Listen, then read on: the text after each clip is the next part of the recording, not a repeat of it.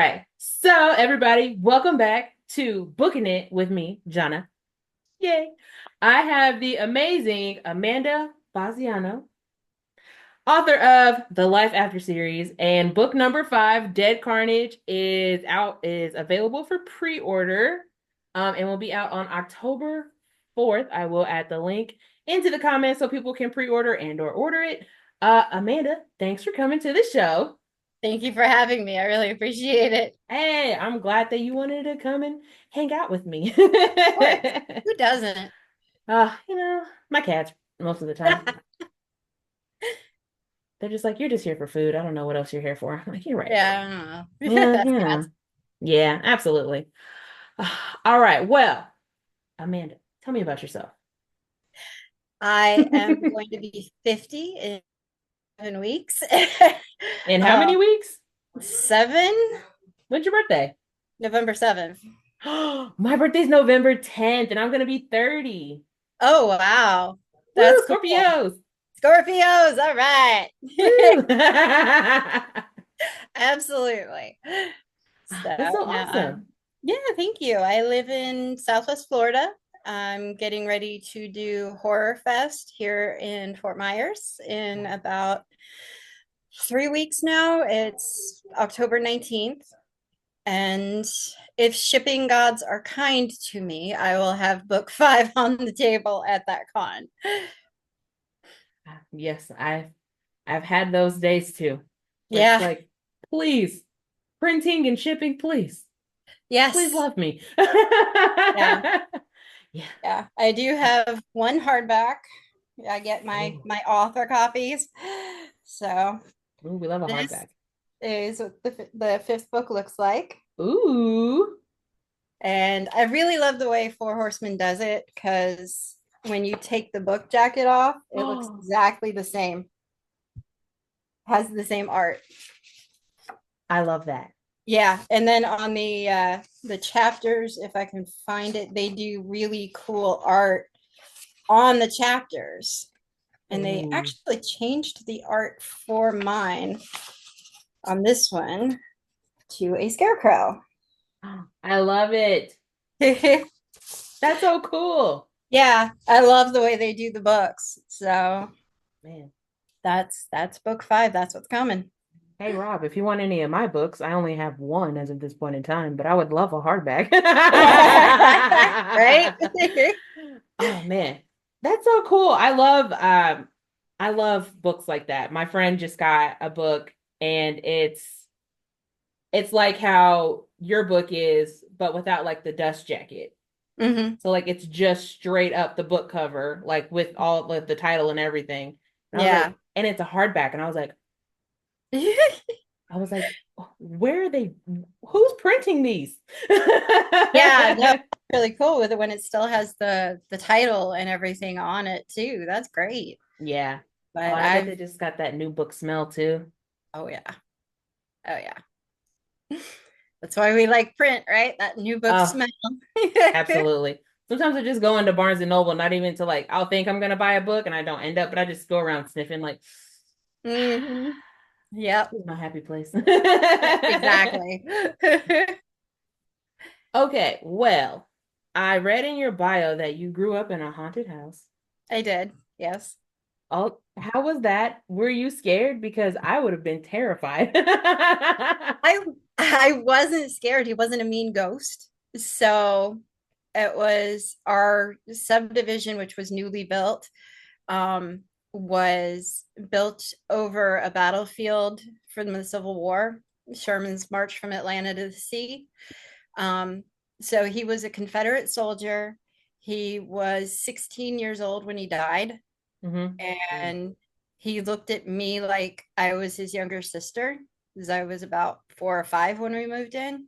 Oh, And I could see him and talk to him just like he was anybody else. And he was very protective of me. oh, So, which was incredibly frustrating for my mother. So, yeah. when my mother, yeah, when my mother would get mad at me and punish me and he didn't think it was warranted, he would make something go missing. Yeah. I have an epic story about a frying pan that went missing, and it was 3 weeks. She tore the kitchen apart. My father tore the kitchen apart. 3 weeks? 3 weeks. They finally go out and buy a new frying pan. Of course. A week later, it shows back up right where it was supposed to be. Yep. Yep. That's usually how it happens. That's Yeah. crazy, but hilarious. Yeah. Well, I mean, I guess it was good to have someone watching your back all the time. Yeah. Right. He said, no boys in your room, though. Yeah. I was None of just that. little though. So Yeah. Did you live there for very long? for about 5 years, 5 to 10. Mm. Oh, So man. So is that where you kind of got, the Life After series? that's where I developed an interest in the paranormal, simply because that whole area of study, told me I was right. I wasn't the only one, you Yeah. know. As a teenager, my nerdy self would hike to the library, go up to the nonfiction section and read everything they had by Ed and Lorraine Warren. So, I definitely was well versed in ghost stories, and Yeah. what was going on in various places with different cases, things like that. The Life After series kind of came out of two different parts. One part was a dream, and most of the dream that I had takes part in the second book. And the there was a what if question as well. You know how you watch Ghost Hunters, Ghost Adventures, Most Haunted, all these ghost hunting Yeah. shows, and they'll catch like a little bit of an EVP, maybe a shadow, that kind of thing. Hmm. Nothing full, nothing concrete. What if there was something on the other side that kept them from divulging too much? So, put those two things together where I had a dream of a woman who was at her brother's college dorm and he'd been murdered and was inside, and she was trying to get to him, Hmm.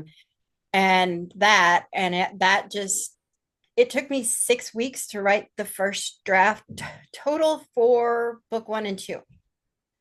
6 weeks total. How many pages are the books? Like 200 something. Pardon me, book 1 got attacked by tabbies. um it's like 200, I think, 11 on that one. That's Waking Up Dead. This is book 2. I love your covers. Thank you. And let me Oh see. my gosh. That About 200. So you wrote 400 pages in 6 weeks? Yep. What? Yeah, I have, when I get going, uh I can write about 5,000 a day if I'm not doing anything else. And if I have, if I've got everything in mind, or I don't have to stop and look something up, or Girl, I something need you to like send me that. some of that energy. Oh my gosh, I wish. I've wanted to be a writer all my life. Oh, I I love love it. creating these stories. And when I went back and read the first draft, I was like, okay, I didn't cringe. Maybe I've got something here. Because Yeah. I'll go back and reread stuff and I'll be like, "Ugh," you know. Yes, I understand. Yeah. Every writer knows that feeling. Yes. Yes. You're like, what was Hmm. I thinking? So, Yeah, I've but done no, that a few I times. kind of felt like I had something here. And with this, of course, you're following Cadence, the blonde from the cover. Hmm. Um, she was a detective who died in the line of duty, and she is part of that force that keeps haunting spirits in line. So, and with book 5, it kind of wraps up the current overarching story plot. So it semi finishes the series, but not quite because it opens a few other doors. So this isn't the last you're seeing of them. Got It's it. just that particular plot. Oh, okay. So it's kind of like any like murdery mystery thing. Like there's always like something, there's always like little sprinkles of something, and there's always this overarching plot. Mm-hmm. And then it wraps up, and then they're like, oh wait, there's another one. Yeah, yeah, Yeah. exactly. Oh yeah. So I totally get that. And I mean, what a concept to have of like a dead detective who like is like helping the living, I guess, to keep them safe from like bad ghosts. Yeah, it really is. Um, and the thing is, the RIPD files with Ryan Reynolds. I adore that man. I refuse to see that movie. It came out right when I was finishing up another edit on these, and I was like, no, not seeing it. Yeah. it's it's on my territory. So Amanda said you stole my idea. yeah, right. Now I know the comics were around before, but I hadn't. I'm not a comic reader, so Yeah. known that my husband had to sit me down and go, "No, they didn't steal your idea." He's like, look, I love you so much, but Yeah. oh, I love that. I mean, I I totally get it. I mean, I don't know. If it makes you feel better, I've never seen R.I.P.D. either. Okay. I've never seen it either. I think I might have like tried to watch it or something, and it was like gonna cost me money on like Prime, and I was like, I'm not trying to do that. Yeah. And like I didn't care about the concept of the movie enough. Like it looked action packed, but I was like, Yeah. It don't looked want to action packed and funny. don't want to pay And 4.99 for that on Prime. Probably not. yeah. Cause like, what if it's Mine not worth tends it? to have a little more, it has the banter, it Mhm. has some comedy to it, but it's not the comic-y, action-y. It's more dark, atmospheric, gritty, you Yeah. know. I don't shy away from descriptions, let's just say. So She said, I'm gonna get down to the nitty gritty, my guy. I get it. oh yeah. I get, and I can appreciate that. Sometimes, like I was telling someone, my friend and I have a book club, and she wants me to branch out, and I've also been trying to branch out in my reading and read like more like not romance novels. But they're so good. They're so good, right? But Yes. I just can't like anytime we have book club, I'm like, okay, I want to read this. And she's like, Jonna, it's a romance book. I'm like, what? You get to pick the books that aren't the romance books. Let me pick the romance book. But she told me, she was like, oh, since we're doing book club and we like swap off every month which books we read. And she's like, you know what? She's like, I'm gonna start picking scary books. And I was like, I'm not gonna read it. I'm not gonna read scary books. Um, but I told her I was like, I love a good murder mystery. Like, trust me, I love the Hallmark Channel with their cozy mysteries. I mean, Mhm. but I also can like the gory stuff too, right? But when it comes to books, I'm like, how come nobody's dead yet? Yeah. Well, see here, you start with somebody dead. Exactly, exactly. That's the only thing. Like I have a hard time like getting like focused because I'm like, okay, I know somebody is gonna get murdered eventually when we have to like solve the murder, but like Mhm. come on, guys. Yeah. No, Quit I giving me get all this you. backstory.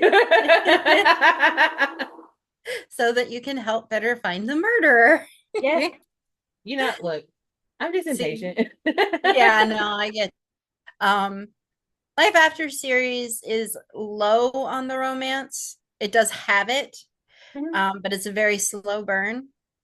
But I will say Ramon has an epic moment in book five. Epic.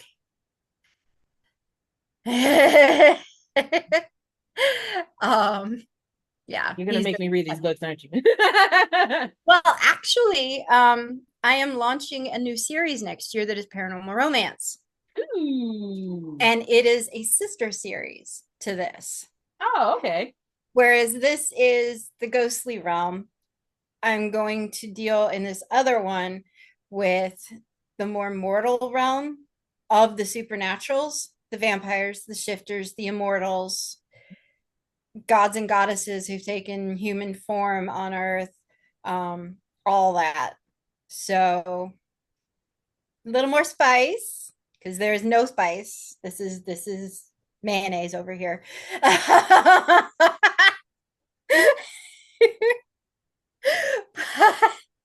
I understand. um, I read mayonnaise books sometimes, you know? yeah. YA is very mayonnaise. Yes, yes, it is. But those are good too. I But love YA, this man. one has a little more spice to it. Yeah. So, but it's very interesting. Each book covers like a different character or a couple of different characters. It'll introduce them all, and the Mhm. streams will cross between the two, out of necessity for one of the threads that I've left hanging in Dead Carnage. And if I go into it, it's a huge spoiler. So, no. Yeah. We're not spoiling anything. Nope. I I I would never want for you to spoil anything because then why would people buy your books if they already know what's gonna happen? Exactly. Can't do that. Honestly, I I always tell people, I'm like, if you tell me what happens, I'll most likely forget by the time I actually get there. And I usually do. I'm like, oh my God. They're like, I told you. I'm like, I'm sorry. Yeah. I No, forgot. I have when I go to a convention, I will try very hard not to spoil things I inadvertently did for somebody. Because he's like, wait, that happened. I'm like, wait, haven't you read book 4 yet? It's like, no. I'm like, oh, sorry. Yeah. Like when you come up to meet me, can you please tell me which books you've read? Yeah. I Yeah. Please tell me where you're at so I don't spoil you. mean, honestly, that's probably a fair question because I mean, it's just like watching like a TV show. It's like, okay, where are you at? What was the Yeah. last thing that you saw? Yeah. So I get that 100% because Hmm. I will spoil some. I It pains me not to spoil stuff sometimes because I'm Yeah. just so excited about it. Yes. I was like, I'm just I like, would love to sit here and read to you the Ramon thing because I can't, that is like my favorite thing I've ever written, other than some of the stuff with Kyra in the new series. right. Kyra is an insane vampire. She's fun to write. Oh, Um, we love crazy vampires.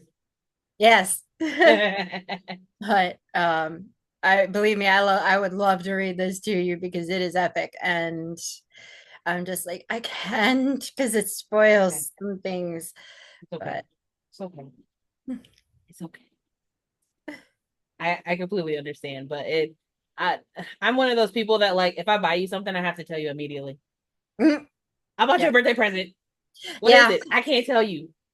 Okay, but it's this. Yeah. What made you finally decide that you wanted to publish your books? I went to Tampa Bay Comic Con and they had and this don't get impressed. This wasn't as a vendor, this was just a guest. Oh, I go to conventions all the time as just a guest. And I'm like, Oh yeah. because I just spend all my money there. That's all I Yeah, so do I. do. Um, but there was a panel being held by R.A. Salvatore, an author whose name I unfortunately can't remember, and Neo Edmond. And Neo actually took some time and talked with me after the panel. And I told him, I'm like, I have this thing and I think it's good. I've had it professionally edited, I've been sitting on this for 5 years and I want to self publish on Amazon, but I'm kind of scared to. And he's like, no, go ahead, push the button, see what happens. Because I think you're going to be great. So I can't thank him enough for taking the time to talk to me and give me the inspiration to push the button because without that I wouldn't have gone to the conventions I did go to as an author. I wouldn't have met the author who said, oh hey, by the way, Four Horsemen is actively looking for people who write series, which duh, mine is. Yeah. And so And I sat on that for a couple of months and then said, all right, what the heck? Let's add another rejection letter to the pile. And, they say, about 90 days to get back to you. I heard back from them in a week. Oh, Yeah. And they apparently just were having a lull. They said they're like, don't expect that. But yeah, within 2 weeks, I'd had a meeting with them and signed. oh, And yeah, I love that. yeah, it was amazing. It's something I'd always wanted, and I have it, and we're working on things. And so I've got 5 books under my name. And at the end of next year, I'll have 8 books under my name because we're releasing the first 3 of the sister series together next year. Wow. So yeah, I got first book's written and in, and I am 30K into book 2. I could never. I don't think I've ever hit 30,000 words in a book that I tried to write, even a short story. I don't think I've ever done that. I I was took look creative writing in college, and it was a short story thing. And I'm like, "Bah, bah, bah, bah, bah, bah." And the teacher's like, okay, when I say 3,000 is the limit, it doesn't mean that's your goal to start with. You know, I think I gave that poor professor nightmares. Amanda said, I just have a lot to say. Yep. Okay. It's okay. I literally have a bachelor's in creative writing. Oh, nice. I Yeah, wanted to go for that. I only have dude. an associate. And my writing professor, I know I just gave him headaches because he every time he would hand me a paperback, he's like, Jonna, use punctuation. I always say I'm a habitual comma abuser. Dude, at least you use punctuation. I never even used the comma. It was just like one long. No. He's like, I understand why you do it because you write like you talk and you talk really fast. He was like, but take a breath. That's great. Yeah, so literally he told me once, he gave me a paperback. He said, I'm not grading this until you fix that.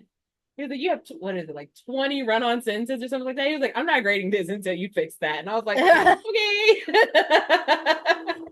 Sorry. Yeah, sorry. I That's just the fun like thing about writing, though. It's like mhm, trying to write or compose a piece of music while the symphony is playing, and you're trying to babysit a toddler at the same time. I mean, it's I can just, agree with that.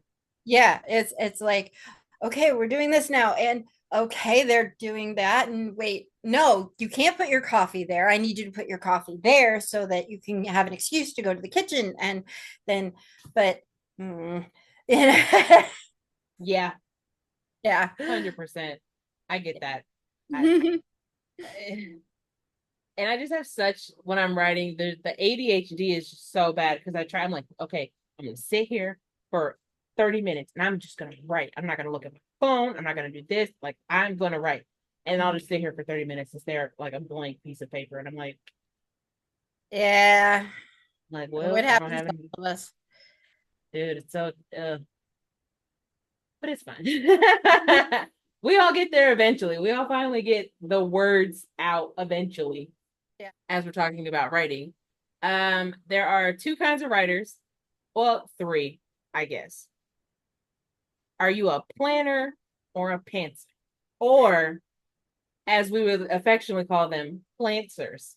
I'm a plantser. I will write a brief outline that Mm-hmm. has bullet points that I want to hit. But other than that, it's where the story takes me. Ideas I'll get in the middle of the night or randomly during the middle of the day when I'm working my day job. And I'll be like, oh, right, perfect. I didn't say anything, you know? Just gonna casually write this down. Yeah.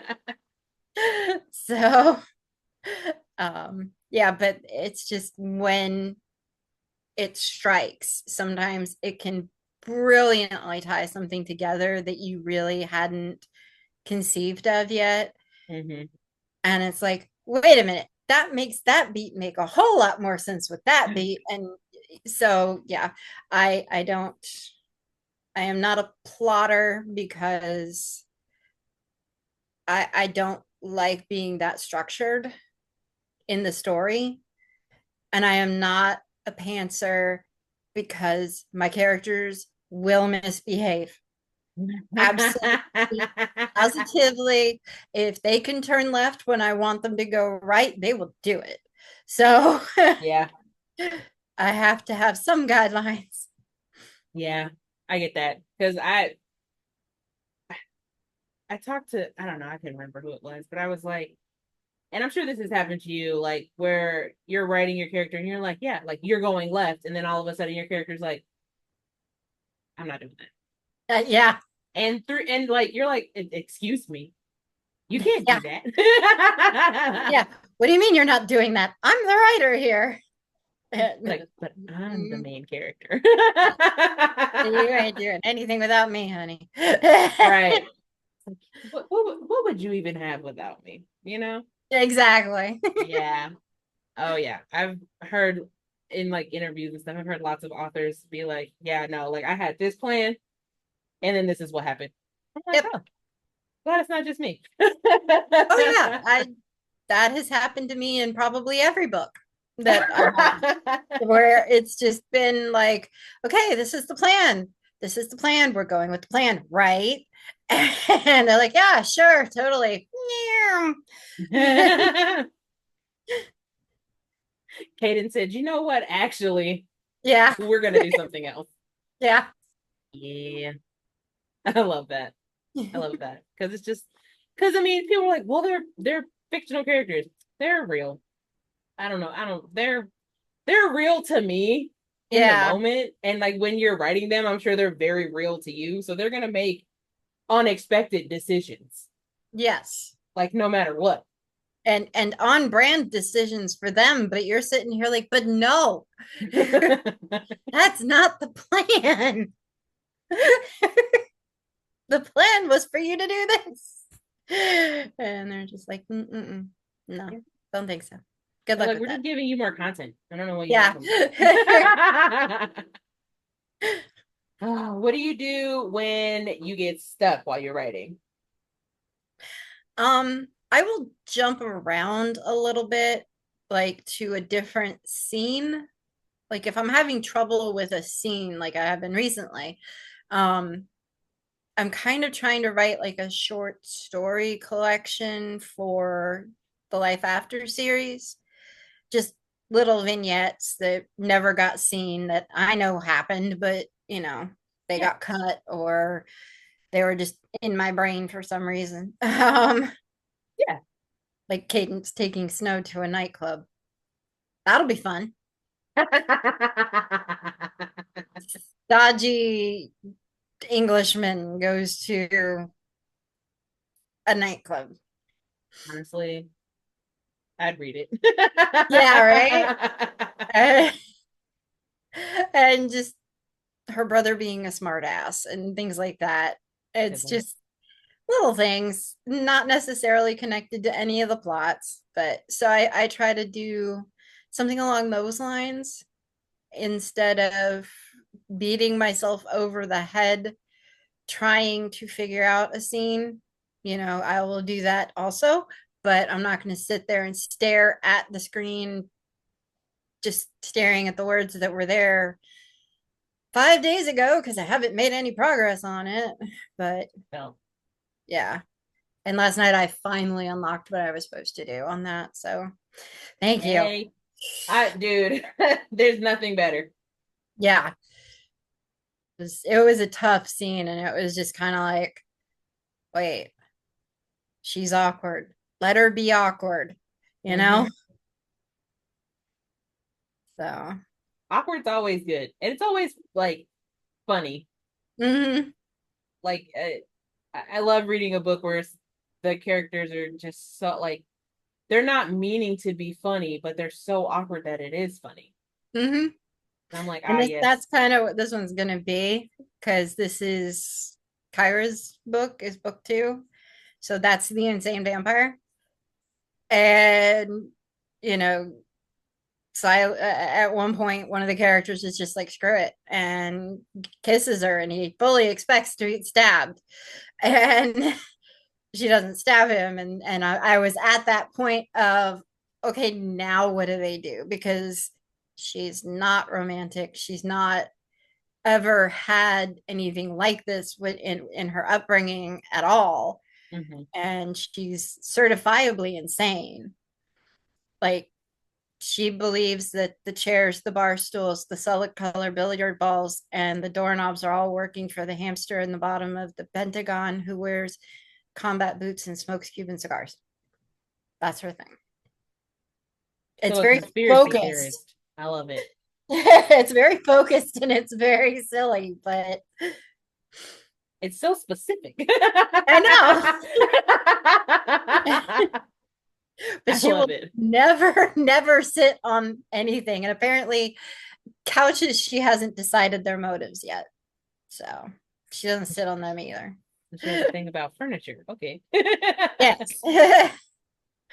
She I sits on just floors and tables. But okay. Just not chairs or couches. yeah, just not chairs or bar stools. And she always Okay. wears gloves where when going to a doorknob so that they don't Okay. get her information. Okay. I'm a little silly sometimes. Honestly, I want to hear the backstory. I think Kyra's gonna end up being a fan favorite because she's a little, she is your jolt of unexpected in these stories, because she's in the first one. She's not the main character, but she's there. Hmm. And she like offers to do a good deed for the main character. And the main character's brother looks at him like, what is a good deed, like a light beer for them? Half the evil? Tastes great, less filling? What? So that's it. She's funny. I think she's gonna come out being one of the fan favorites. I love it. Uh, Thank you. I love vamp. I love most things paranormal, except I'm not like a big like ghost hunting. I went ghost hunting once in my whole life, and honestly, I almost like peed myself the whole time because I was so scared. So like, I don't do that. But will I like watch some ghost hunting sometimes? You know, Yeah. do I believe in ghosts? Absolutely, 100%. Yes. Do I go out of my way to talk to ghosts? No, because I don't want them to be mean to me.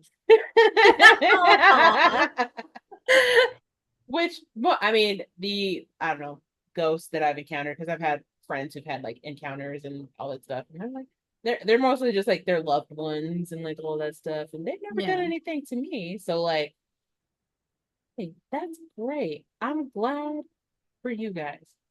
If I ever found out that there was a ghost in my house, I would have to move immediately because I could never. I won't say never, never say never, but I don't think I could. I don't think I could live in a house with a ghost. It's interesting. I mean, you've got the literal experience, so Yes. And I was um lucky because it was a good experience. yeah, So 100%. Like it wasn't like a weird poltergeist or anything. So like I mean no. it worked out pretty well for you. Yeah. I also read in your bio that your dad was obsessed with horror. Yes. Uh what was that like being like the child of like a mega horror fan? He was a mega horror fan. He wanted a horror buddy, and my mother would not watch that with him. She didn't like the fake blood. She worked in a hospital, could deal with all the real life gore, didn't Yeah. want to see Hollywood's version. Um, so at the age of 5, in the haunted house, I was shown The Howling, which is a pretty serious, pretty serious, up there, not quite kid friendly movie. So, um, but that started my love of horror. And, I've been enthralled by of the horror genre, paranormal especially. Um, but slashers, yeah, I love them. You know, Michael's my guy. I can't do it. And it's wild because some of my best friends love horror movies. Yeah. They love them. They're like, Jenna, don't you want to come see the don't you want to go to a haunted house with me? No, it's all fake. I don't care. Yeah. It's real to me in the moment. Yeah. So I've done when a it's few haunted houses, yeah, like so during Halloween spook haunted houses. yeah, so during spooky season, I when my friends are like, let's go do this, I'm like, we can go to the pumpkin patch. Yeah. I will do daylight things. I'm not going out and doing nighttime things. So sorry. Oh No, man. I've It's done a always few. yeah, I agree. Yeah. Some of them were good though. We went to Universal Halloween Horror Nights one time, Nice. and that was fun. That The sounds fun. Yeah. And they Universal's a have really cool people place. running around on stilts chasing you with chainsaws. And I mean, it's just fun. Yeah, I see the expression on your face. But it was fun. I would hide in the bathroom the whole time. Yeah. I would run towards the exit immediately. And I did do some amateur ghost hunting back in Ooh. the 90s, real amateur, you know, like Polaroids and an audio tape, and that was it. Wow. Very 90s. Yeah. That's so funny. I don't know. I just couldn't do it. And the way I grew up, it was like, you don't mess with ghosts. Yeah. Yeah, it's fine. I'll Just gladly like read about them and watch TV about them, but if you want me to interact with the real thing, I can't do it. Which is hilarious considering the college that I went to is like one of like the most haunted places in Indiana. Like it's on like a Really? list. Yeah. I went to St. Joseph's College up in Rensselaer, Indiana. Uh-huh. So like it's on like this list of like super haunted places in Indiana. Like a lot of the buildings are haunted and and they won't like tear them down because like they're like, I'm not doing it. Yeah, I'm not ticking the ghost off. Yeah, literally. So like and the campus is empty now, I think, because I was the last graduating class. Oh So wow. like I'm like, oh, so the ghosts are just roaming free now. There's no kids here. Trust me, y'all didn't stop them. Oh yeah. Oh, I know. I heard all the stories about like people because we're on a small campus. Everyone's like, "Oh, we're gonna go ghost hunting," and then I get to know it's. I was like, "How did I end up at?" I clearly didn't do my research well enough when I was looking at schools. Because if I would have known it was that haunted, I probably wouldn't have went. Like It's a good thing you didn't know that. yeah, like the theater was haunted, and I loved going to the theater because I loved all those musicals and plays that we put on. So it's always in the theater. And one of the buildings, like across from the girls' dorm that I lived in, was also haunted. And I was like, oh my God. I was like, good thing I went Most there. college theaters are haunted. It's really weird. It's a theme. Yeah. Stressful. Stressful. Yeah, Yeah. no, I couldn't do it. What are you reading right now? I am reading, I'm gonna mess up the title. I think it's 410 Escape to Oz by Casey Esser. It's a really funny alternate history of the Munchkins, and it goes from they were filming Oz to current day where it's their grandchildren, but like somebody shot Dorothy and something else happened and all the Smalls had to go underground. It's hysterical. Sounds Like intense. It's very funny. It's not what I usually read. Hmm.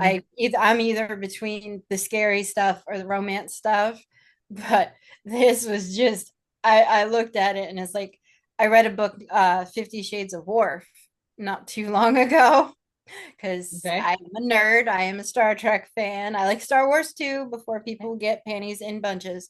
Um, Girl, I don't care. I don't care about either one of them. but 50 Shades of Worf was this great a detective story happening during a comic convention. And it was funny as heck. So then I got into this by Casey Esser, and it has just been so funny. Like even the way he describes one of the littles um, peeing up into the sink in the hotel room. Yeah, yeah. What a time. It's just great. And there's like all these tunnels under Hollywood and Yeah. yeah. So Honestly, I would believe that that was true. I would too. Like 100%. Yeah. Like Hollywood has tunnels, like New York City has tunnels, like Yeah. Paris has tunnels. Oh yeah. Yeah. That's a bucket list for me. The You Paris go in like the tunnels. catacombs or whatever. Yeah. Oh, Nah, my I'm not friend. like I don't want to like as above so below it, where you Yeah. go that deep where you get, Yeah. stuck and things turn around and but Yeah. the Hellfire Caves, the catacombs, that kind of stuff, I would really love to go to. I hope that you get to do that. And I will continue to live vicariously. Yes. I just don't like the dark. I think that's what it is. I don't like the dark, and like I need to see. Like I even sleep with my TV on. Like that's how serious it is. So like I I've had the light on in my kitchen, like over my stove. I've been living in this apartment for 2 years. It's been on since the first night I moved in. Yep. I hear you. I So do like that I too, but just I'm old, therefore I get up a lot in the middle of the night. So like let me see if I can get it in picture. I've got a light back here. oh nice. Yeah, that stays on all the time. My computer is over here. I have one of those desk mats that just does a Hmm. circle of lights. Um, Nice. I've got that. I do the TV. That's more for sound because usually I'm the first person to bed in the house. And people talking, I still have that mother instinct of I hear somebody talking and I'm up, I'm listening, what's going on, what's wrong. Hmm. So I turn the TV on so that voices don't bother me. I get that. I get that 100%. I I've always loved it. As a kid. I used to, my parents hated it because when we were in school, they'd be like, "You're just gonna sit and watch TV all night," which, to be fair, I did do on occasion. Yeah. You know, sometimes I would recite infomercials, whatever. But Uh-huh. like, that's neither here nor there. But when they would like strictly enforce the no TV, like TV cannot be on at all, and like I had to lay there in the dark, just Yeah. I would just honestly 90% of the time I would just like read underneath my blankets if I couldn't Yep. watch TV. Like I just have like a book, and then when I got my Kindle, it was over. Oh yeah. It I was can't tell you how many hours of sleep I've lost in my Kindle. That's where I'm reading the Casey Esser book on right now. oh man, I yeah, my mom was probably like, that was a mistake to get that for her. Too late now. Yep. That ship has long sailed. Right. I was like, Mom, we didn't like school anyway, so it's fine. And honestly, it was the worst because I mean, not the worst, but the best for me. But the worst for like my grades and my teachers when I got my Kindle because like I could just have my like textbook open and like in my lap and have my Kindle just right there on my textbook and just be like Yeah. flipping through pages, reading whatever I wanted, I wish I'd had that in high school. I still had to smuggle my books in. So I mean, sometimes there was the smuggling of the books, and like I was just like, why don't you guys want me to be happy? Yeah, right. I finally ended up I changed schools. We moved back to Georgia from Virginia when I was in my late teens. I was like the middle of my junior year. And I hated it. The curriculum was behind. Um, Everything we were doing in English, I'd done in freshman English. So, yeah. And they start doing A Tale of Two Cities. And I'm like, I hated this book the first time around. Not happening again. So I pulled out Needful Things, Mhm. Yeah. and I'm reading, and she comes by and she's like, why aren't you reading the assignment? Because I've already read it. I did this in freshman English. I hated it. I Okay. don't want to read it again. Oh, really? Well, let's just give you the chapter test then. Okay. I hate teachers like that. Of I aced the test. course you did. I said, okay, let me give you the book test. I aced that test. I'm like, can I go back to reading now? Right. Can you leave me alone, please? Yeah. And then before they got out the next book, which was Hunchback of Notre Dame, and she's like, did you do this one? I said, yeah. Actually, this one I liked. And she's like, let me give you the tests. And because she had to have the grades. Yeah. So I did those. And then she eventually made me a teacher assistant because I'd already Yeah. done it all. So as long as I took the tests and got the grades, it was Yeah. fine. That was all that mattered. Yeah. Yeah. Oh man. What a time. High school was such a Yeah. time. Glad we're not there anymore. Yes, me too. I remember freshman year because I didn't read A Tale of Two Cities or Hunchback of Notre Dame. I didn't even Mhm. read one of those like classic like books that you read in like high school. Um, Whatever like classic book you think about, you read in like a high school English class. I never read any of them. Like that Really? wasn't part of our curriculum. Um, and someone and I had seen the book randomly at like a half price books or something, and it was The Curious Incident of the Dog in the Nighttime. Mhm. Which what a title! I had to read it for freshman English. And freshman year was, I mean, I graduated from high school 11 years ago. So, like 14 years ago, I was in freshman Mhm. English. And I had to read it. And this was one of the books I actually read because after a while, I just stopped reading the books because I just didn't want to. I was like, you can't tell me Mhm. what Yeah. to read.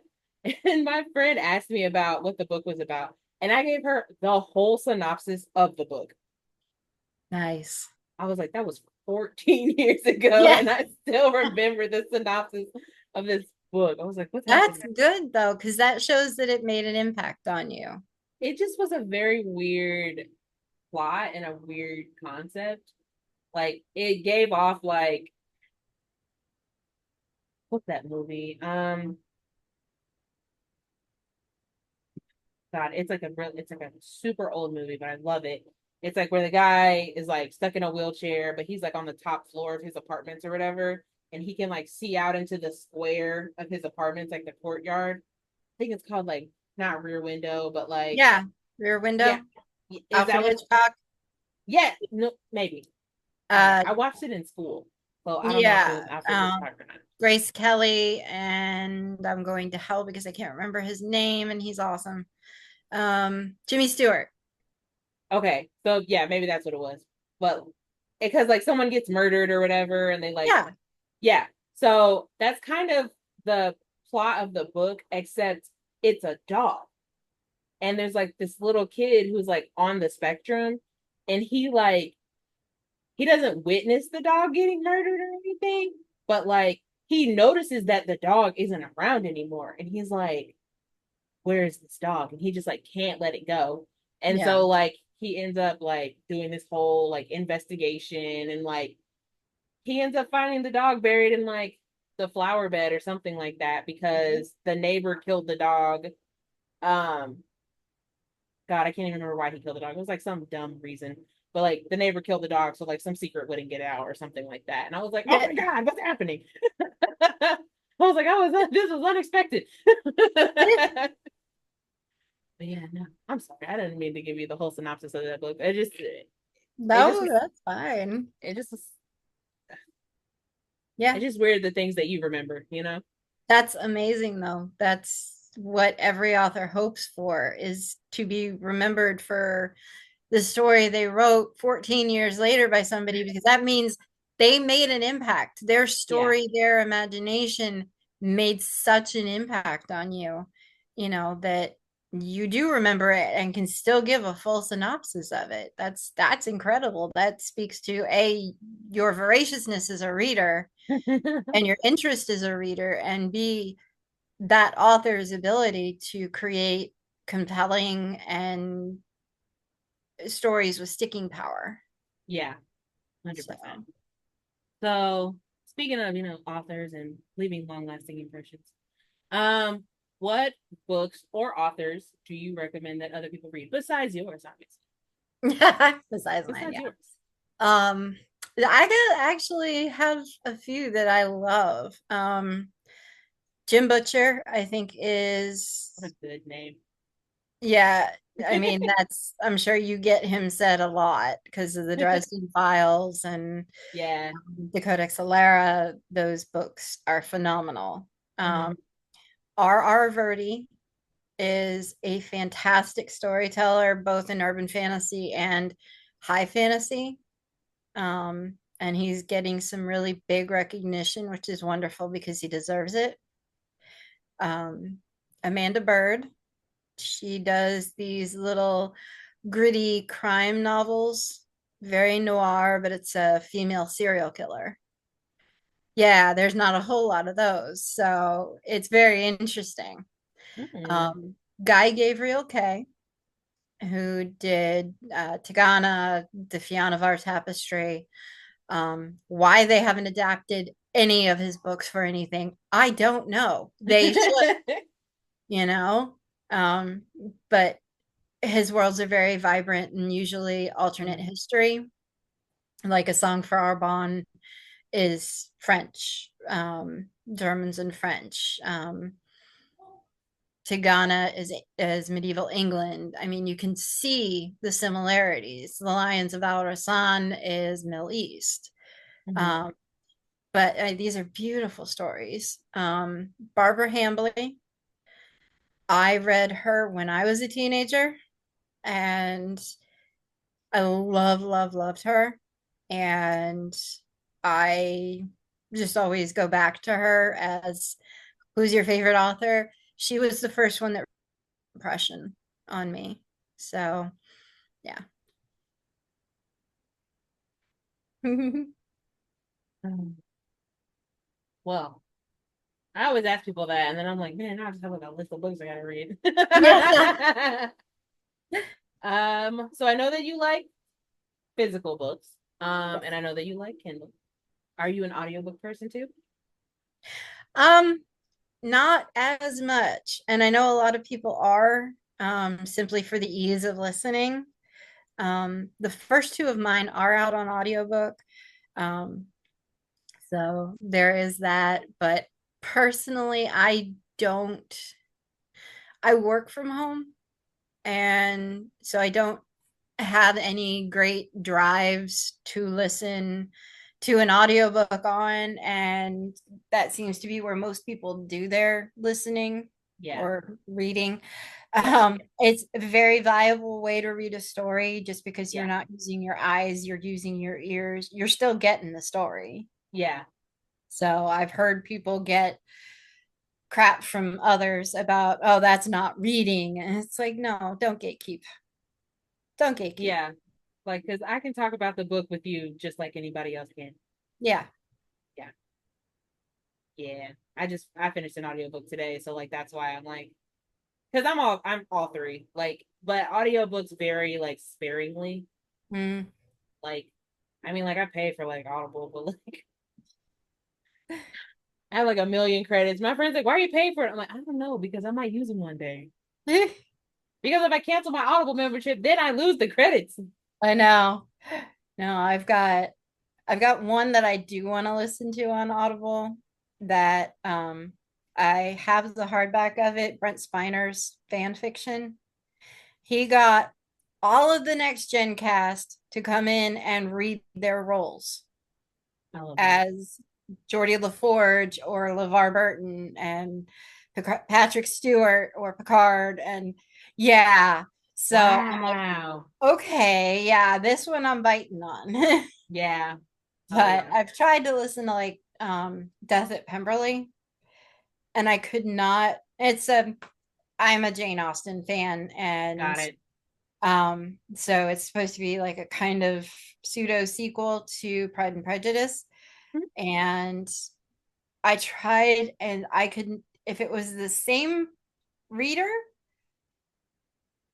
I couldn't distinguish the voices of the characters. Oh, that They did sucks. nothing to differentiate. And so it was just kind of like, who's talking? And then I realized like 10 minutes in, I really didn't care. So I was like, okay.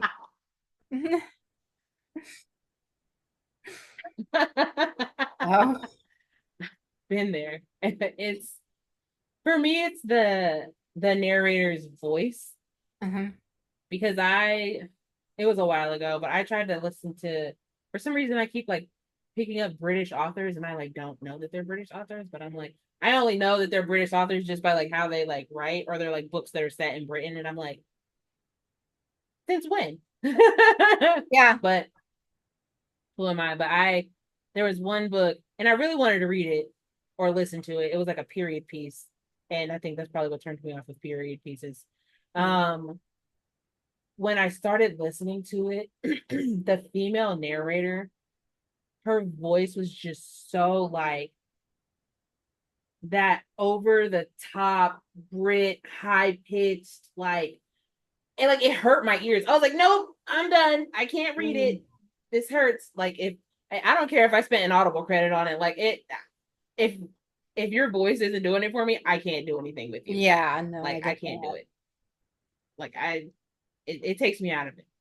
Um and mostly like I don't mind the my favorite thing. And it's only happened to me once. I was listening to a book and it was a male narrator the whole time. And I was like, this has never happened to me before. And I couldn't tell you what book it was, but it was so good. It made me so happy. I was like, oh, not that I hate on like female narrators or anything, because like they Yeah. do it like female narrators do a great job. Um, honestly, I think that they're probably like undervalued. Um, but like a good male narrator, like for the male main character, I'm like, thank you. This makes me so happy. I agree. Yeah, we I got the first two. Evelyn Macaulay did the first two for me. Mhm. And I wish, I guess her contract was up and she chose not to renew. Right. And so I'm looking for people to do three and four. I've had one audition so far, and Mhm. this person couldn't say Ramon correctly, said Ramon. And I'm just like, no, that disqualifies you right there, honey. Sorry. Yeah, thank you. I don't think I would ever see the name Ramon spelled like how it is, Hmm. Ramon, and think ramen. Yeah. I don't.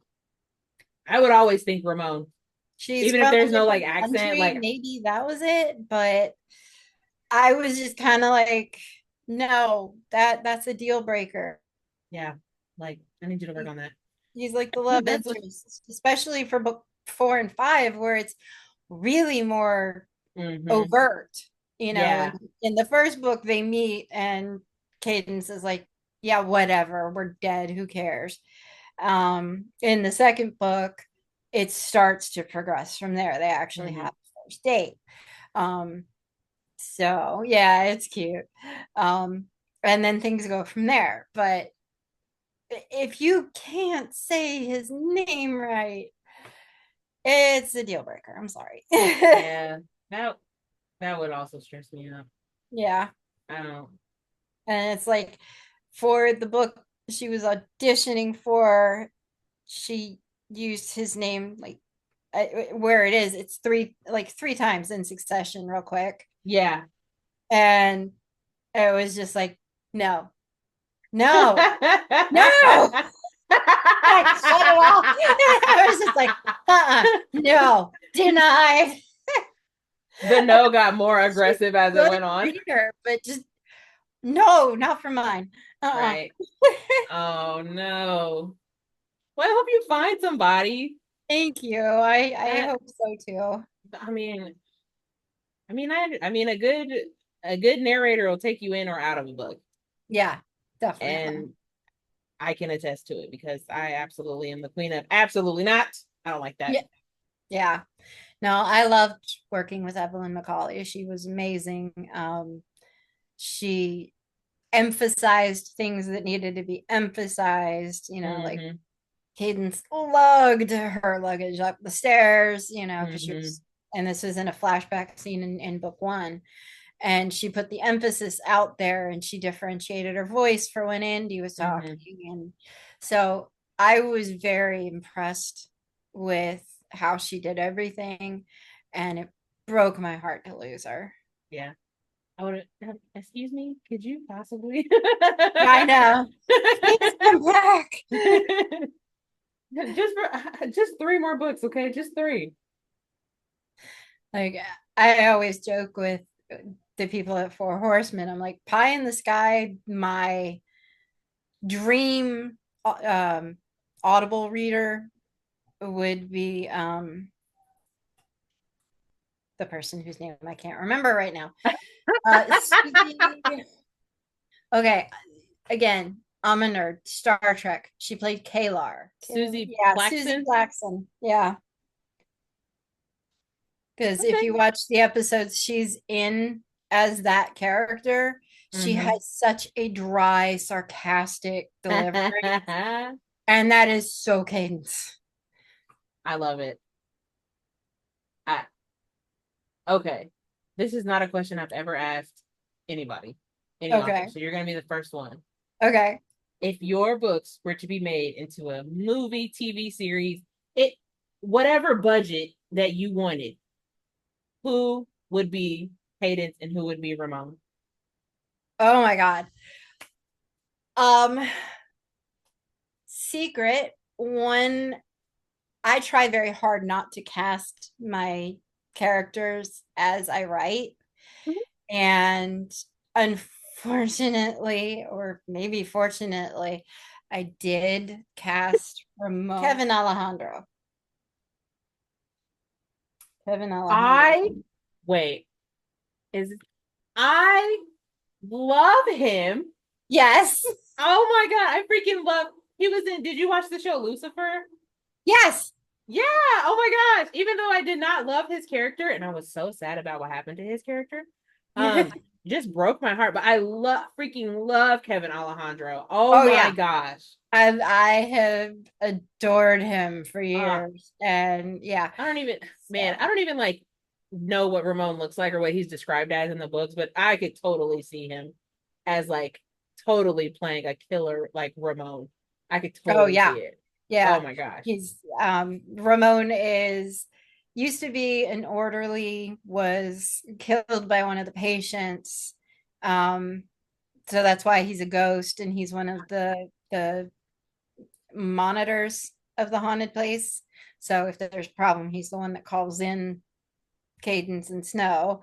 Got it. Um, and he's just kind of like the stalwart, quiet, I've got your back. I love you.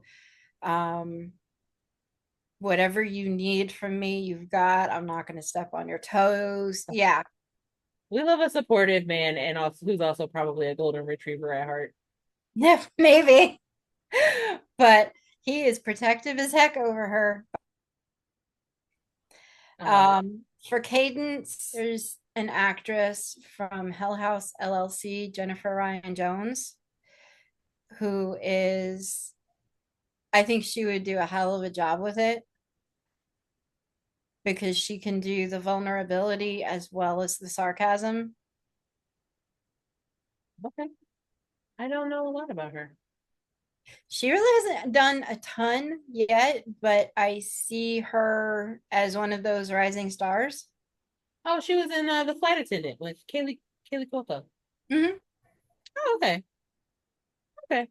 It seems like she does like scary things. Yes. So this would be Hell House perfect. LLC is where I've seen her. So, Yeah. Wow. yeah. Okay. Well, then you Um, said Snow. So who would be your Snow? Snow is gonna be a trap because uh again, not meaning to cast, but when I wrote him, all I could hear in my head was Giles from Buffy the Vampire Slayer. Oh my goodness. So obviously, Anthony Stewart Head is a little longer in the tooth for Snow than I would Yeah. like, unfortunately. Um, but it would, I mean, there are some great actors out there who could do it. And um, I am not sure who I would think of. You know what? Now I'm gonna read these books and I'm gonna be like, okay, who would I cast? Yep, I know.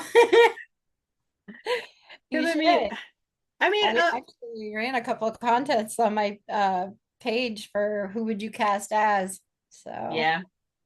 Oh man, I just love Kevin Almondra. Like that, like I literally like I did not like Dan at all on Lucifer. Like, but I was just so devastated when they killed him off. I know he I was was a like, jerk, but it's like, but he's a pretty jerk. right? And like he wasn't like he's a jerk, but he's not like a bad guy, right? Yeah, And then the way they like killed, I was like, because I know the only reason like they like killed him off was because they thought that that was their last season, and so yeah. there's like killing, and I'm like, and Dan's dead, and for what? For nothing. Oh, It's okay. I didn't even finish Lucifer, like because they were like, oh, after this season, there's one more, and I was like, no, you told me this was the last season. In my head, this is it. Oh man. Okay. All right.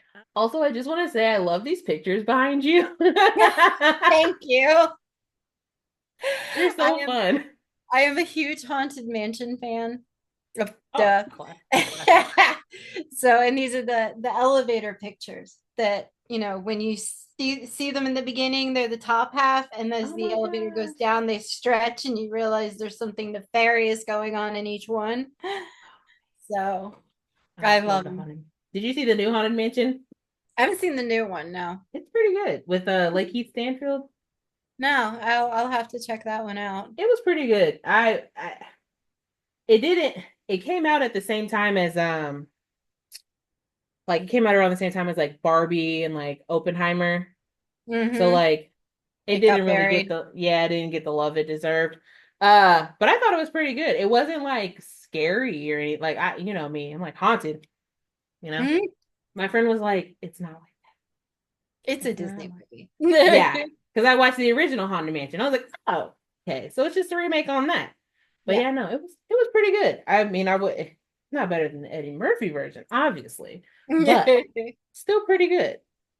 So I would But recommend. I heard it was more to the actual ride than the other one was. Mm-hmm. Yeah. Yeah. Yeah. But well, I've never been to Disney. I've been to Universal, but I've never been to Disney. Um, so I don't know what the haunted man. My friend who I went with said that it was more like the ride, and I was like, oh, okay, well, I'll believe you. I'm still traumatized from the Jurassic Park ride I went on when I was at Universal 3 years ago. So like, Oh gosh. Amanda, it was so terrifying. It was like, ugh, I still think about it sometimes. Oh no. It was so traumatizing. I'm sorry. It's okay. It's not your fault. It's my fault. I went on the ride. But I didn't know it was gonna be like that. It was like it's like those water rides where you like do and then you like shoot down or whatever. It Yep. was like one of those, but they were like telling you like the dinosaurs are out, and it's like rah, rah, rah, rah, right. Yeah. And then like we go up this little incline at first, And then we like, and it's like pitch black where we are, and the lights are like going off or whatever. And then we like go down this little thing, and my friend next to me is like, "Oh, that wasn't even that bad." I was like, "That wasn't it. I know Yeah. that wasn't it. That there was no way that that was it, and the ride's done." Yeah. So then we just kept on going. And then all these red, it was pitch black, all these red lights are going off. Like, the dinosaurs are loose. The dinosaurs are loose. And I'm like, oh no. I'm like, the dinosaurs are loose. And I'm so calm, like up to this entire point. Like, I'm so calm because I love water rides. Then all of a sudden, I hear the biggest roar ever.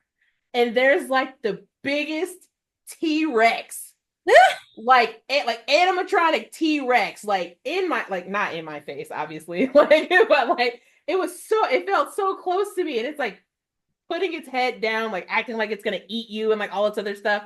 And Yeah. so when you when you're going out, you have to go through his legs to go down the slide. And so as as we're going through to go down, his head is coming down like he's gonna eat. I was so scared. I told my friends, I was like, y'all better pick up the phone at 3 o'clock in the morning when I'm having nightmares about being eaten by a T-Rex. So yeah. Um, So yeah, I'd never been traumatized by a water ride before. yeah. Oh, so anyway, that's I'm so sorry. That's just my No, little you're story time. fine. Oh Having man. fun. Uh, I hope that you're having fun. I am having fun. Oh man. Okay. Well, I don't know. We've been on here for like an hour, over an hour. So I will close out by asking you, where can we find you on socials? Socials, author AmandaFasciano.com is my website. You can sign up for my newsletter there. Newsletter subscribers get first peek at what's going on in my world, my writing world, contests sometimes, interviews with characters, things like that. Nice.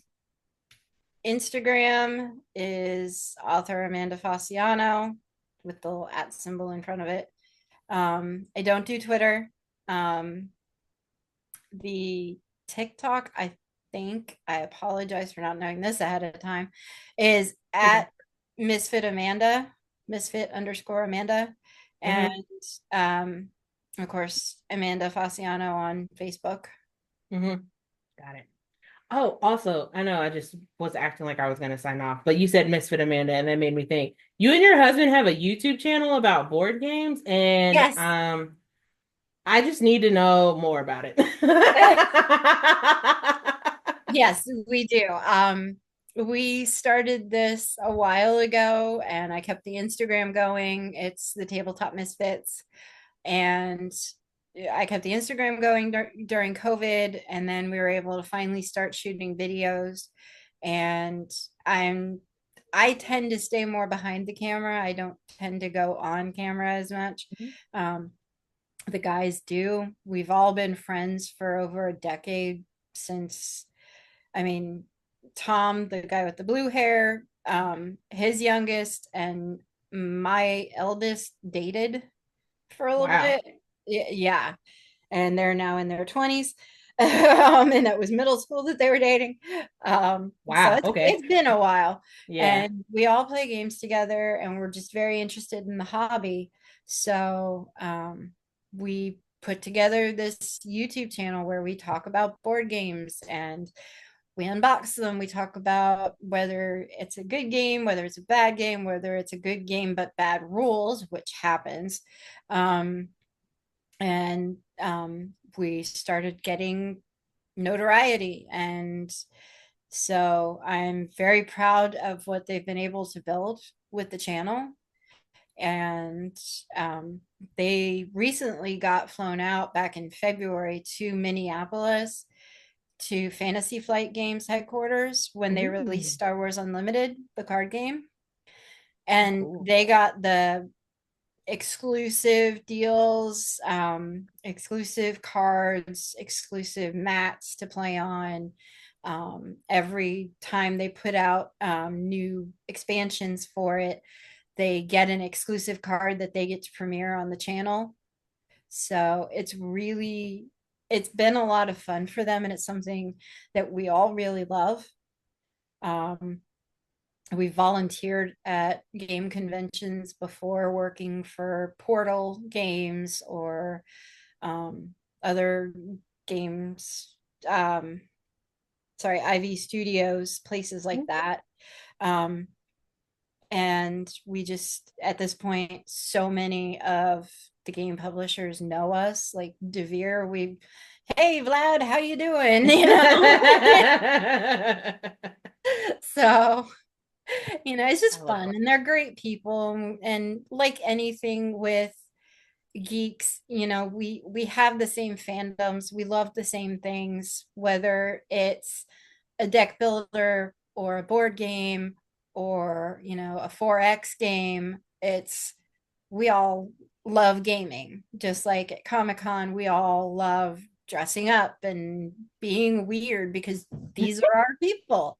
Yeah, And at horror cons, we like up as killers and victims, and you right. know, these are our people. So I love it.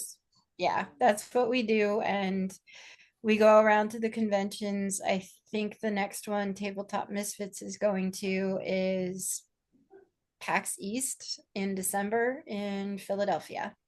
Cool. Yeah. That'll be so fun. That's so awesome. I just remember like seeing that on your bio and I was like, wait. And then you said Misfits, and I was like, wait, these dots are connecting, and I must ask about it. Yeah. We So, but I mean, probably have about 900 board games in our house right now. geez, Yeah. but your house is fun. We have the Nerd Haven. Yeah. I love It's it. Lego Star Wars, Lego Town, board games, consoles, arcade cabinets. Yeah. Okay, I'll just be waiting for my invitation to come to your house. Okay, you got it. Okay, well, this is the end, sadly. No, call me anytime. Oh, I will 100% be hitting you up once your 3-pack or we can talk about that before it gets released next year. Mhm. Um but Amanda, thank you so much for coming on Booking It, and I couldn't have asked for a better second guest to listen to me go off on 500 tangents. I had a blast. This was fun. Thank you so much for having me on. Absolutely. So Amanda's 1 through 4 books are already out. Book number 5, Dead Carnage, Life After series, will be out on October 4th. Uh, Most likely, look, there it is. You can get it in a hardback. Do it. We love a good hardback. Okay, Uh, I'll come back. Probably by the time this gets posted, it will already be available for order, but I will still, in fact, include the link. So, and just in case you guys can pre-order it, or the link will probably take you to the page where you can just actually order it. So, I will post all of that below, plus all of Amanda's socials. And thanks everyone for watching Booking It. And Amanda, thank you again. I appreciate you for coming on the show so much. Thank you for having me. I really had a blast. And